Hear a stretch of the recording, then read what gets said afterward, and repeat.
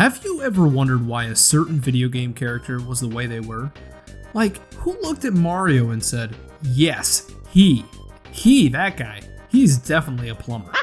Or why does Donkey Kong have the word donkey in his name? Why is Kirby a naked pink fluff ball with only shoes? Oh gosh, put him back on, man. You'd be surprised to know that some of the most popular video game characters of all time became who they are today out of either convenience, freak accidents, or maybe even complete spontaneity. In fact, some of the best game or character ideas happen completely by chance. I thought it would be a unique video series idea to dive into some of the industry's most iconic video game characters and find out who they really are and how they really came to be. So, strap yourselves in and find some popcorn, because we are exploring the very inception of 3 unique characters across the world.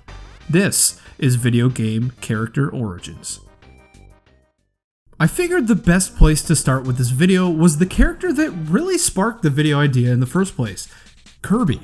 Everybody's favorite pink fluff ball that soars through the air on a star, way cooler than that second-rate Nimbus crap, and warms our hearts with his cheeky personality and rather tame ability of sucking up enemies and absorbing their power. Did I mention he was the only one to actually survive in Smash Ultimate? Now, unlike something like Mega Man, Kirby's power is only temporary, but it does transform him into some of the cutest little outfits.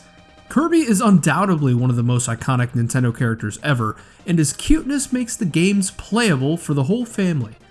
This begs the question, who and what is Kirby anyway? Who at Nintendo thought it would be a great idea to strap shoes on a pink blob and call it, haha, a video game character? Well, let's take it all the way back to the early 90s and the birth of this Nintendo mascot. Kirby has always been Sakurai's baby. In a 1993 developer interview for Kirby's Adventure, Sakurai himself made note of his latest task at Nintendo. Just after I joined Nintendo, they were accepting game design plans for a game that anyone could enjoy. That got me thinking. I just want to make a cute main character who everyone will love. The game I ended up making was the Kirby's Dream Land for the Game Boy. What a great idea! How can you not love a game as family friendly as this? You just gotta love the little guy. Sakurai was pretty deep into production of the game before realizing he hadn't actually finalized the main character you play as. Being challenged by Miyamoto to create a game that was easy to pick up and play for all ages, Sakurai designed one of the most important mechanics of Kirby himself to be the ability to fly. I mean, who doesn't want to fly? It made it more accessible to casual gamers, allowing them to literally float across the entire stage and get to the boss. I mean, I know I've been guilty of that just a couple of times. So, what about those hardcore gamers that want a tad more depth? That's ironically where Kirby's copy ability comes into play. Sakurai felt that by giving Kirby the ability to suck up and swallow the enemies he encountered in the stage, that it would add a unique, dynamic, and interactive element that Dreamland did not previously know. Ironically, due to the fact that Sakurai hadn't really thought about the game's main character much, Kirby was originally white. In fact, the original game cover for Kirby's Dream Land has him suspended in midair with this awkward white hue covering him. I never really understood why that was. I guess due to the undeniable limitations of the original Game Boy's hardware, it just seemed like not much choice was to be had. Miyamoto himself even had an opinion on Kirby's design being some sort of a shade of yellow? Which I mean, I guess that explains some of the alternate skins from the original Smash Bros. But Sakurai pushed to make his cherished main character pink in order to appeal more cutesy and inviting to casual fans. Well, thank God he stayed that way, and it worked. Perhaps it's because I'm so used to it now, but I honestly couldn't imagine Kirby being any other color than pink. Most interesting of all is the origin of Kirby's name. Now, I'm well aware of the eccentricity of some Japanese video game titles over the years, and Kirby's Dream Land is no exception. Originally, the game was to be titled Twinkle Popo, with Kirby's name being Popopo. Yeah, it's not gonna work. This was an easy change once Nintendo thought about the port over to the West. Would North Americans have an easier time enjoying a game called Twinkle Popo, or does Kirby's Adventure ring more of a bell? I'll let you decide on that one. In a 1993 interview, producer Takao Shimizu even mentioned the name Gasper as an early possibility. Talk about strange. Perhaps the most interesting theory on the origins of Kirby's name comes from a former Nintendo affiliate. John Kirby was the name of the lawyer who represented the company when it was sued by Universal, who alleged that Donkey Kong was a copyright infringement on King Kong. It was the early 80s and Nintendo was not the gaming giant we now know of it as. Many appeals and millions of dollars later, Nintendo eventually won the case and thanked Kirby in part by gifting him a sailboat named after the character he'd spent so many years defending in court. A decade after Universal first sued, Nintendo went even further and named their new character after him. At least that's what people think. Now he's one of the most iconic game characters. Talk about an honor.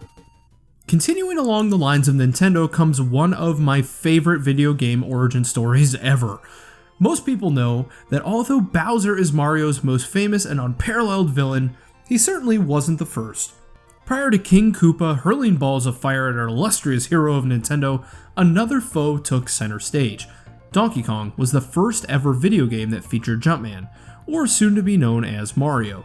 I'm sure many of you are familiar with Mario's origin story, but what about that blithering ape that kept a close watch over Pauline, your maiden on top of the tower? What the heck is a Kong, and how does a monkey have anything to do with a donkey? Ironically enough, Donkey Kong and Jumpman almost didn't exist to begin with. Shigeru Miyamoto, the father of Nintendo, originally wanted to make a Popeye game, where you attempted to save Olive from the brash clutches of the oafing Brutus. However, the company had a difficult time obtaining the license they needed to pull it off. Almost entirely by complete luck, Donkey Kong was born, ushering in a never-before-seen protagonist in Jumpman and fostering an addictive yet simple gameplay mechanic that took the world by storm. So that's great and all, but how did we make it from a Popeye game to a monkey with the name Donkey Kong that sounds like this? Seriously, why the heck does an ape sound like that? The Kong in Donkey Kong can actually be traced back to a plethora of different things, depending on the language that you're speaking, or who you're really asking. Tracing back the Chinese origin of the word will land you on sky, or in sense harbor, none of which really have anything to do with DK. So what about King Kong? Doesn't that have any correlation with Donkey Kong? Hardly.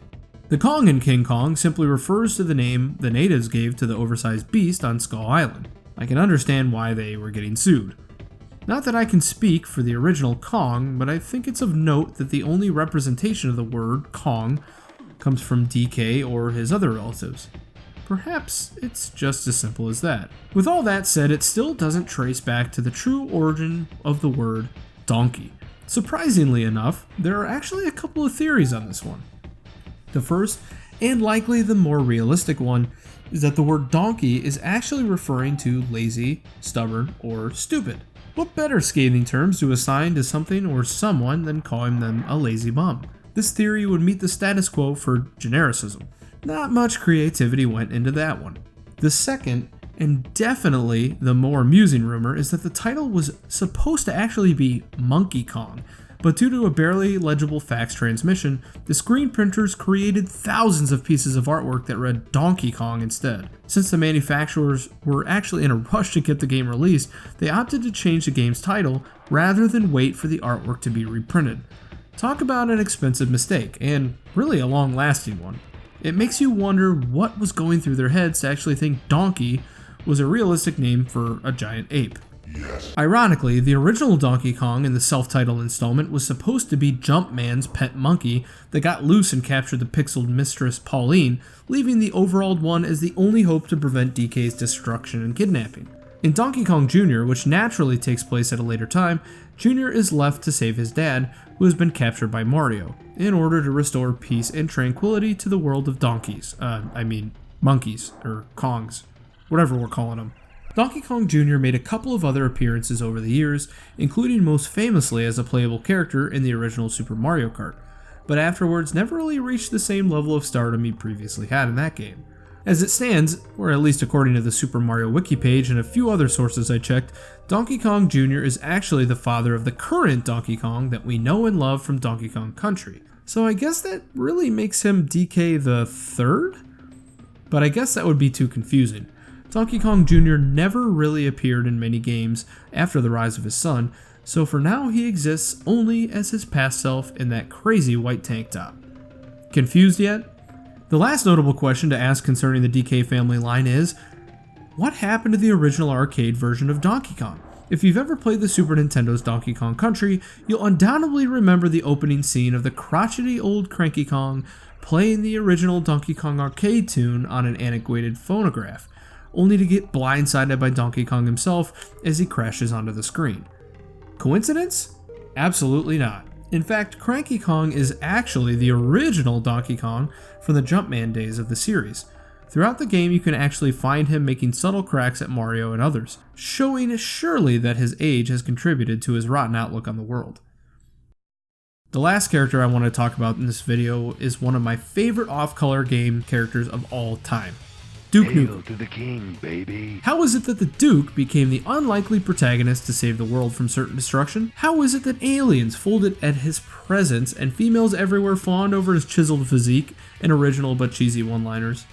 Well, his origin story is anything other than what you'd expect. The original Duke Nukem was a side-scrolling shooter game released on MS-DOS in 1991. We're talking about the same era as the NES here. The first two installments look almost nothing like what most people are used to with the lewd humored vernacular of our stud of an MC, but it did help unveil how the Duke became the unlikely hero that he is, and the backstory literally seems like something that was thrown together as an afterthought. Naturally, as mad scientist Dr. Photon begins to take over the world, Duke was an ordinary dude getting pissed off because his daytime programming just kept getting cut. Eventually, his anger elevated to a point where he decided to take matters into his own hands and chase down Dr. Photon out of sheer frustration, in hopes he could take care of business in time for Oprah to air in the afternoon. Now, why is this arrogant alpha male of a guy watching soaps and QVC in the middle of the day in the first place? I may never know. But what I do know, with the heavy text reliance in the first two Duke Nukem games, he never really embodied the vulgar individual I grew up to love in the N64 era. It wasn't until the third installment, Duke Nukem 3D, that our protagonist began spitting memorable quotes and imitating the manliest of movie heroes en route to slaying the aliens into submission. Balls of steel. And one other thing. This was all because he couldn't watch his shows. Nuts. Well, that's all we have time for today, guys. I really hope you enjoyed joining me on this and uncovering some backstories on some of the most famous video game characters of all time. If you like this type of a video, please leave a comment below and let me know what you thought. As always, guys, this is the Mega Man Cave signing off. Happy Spelunking.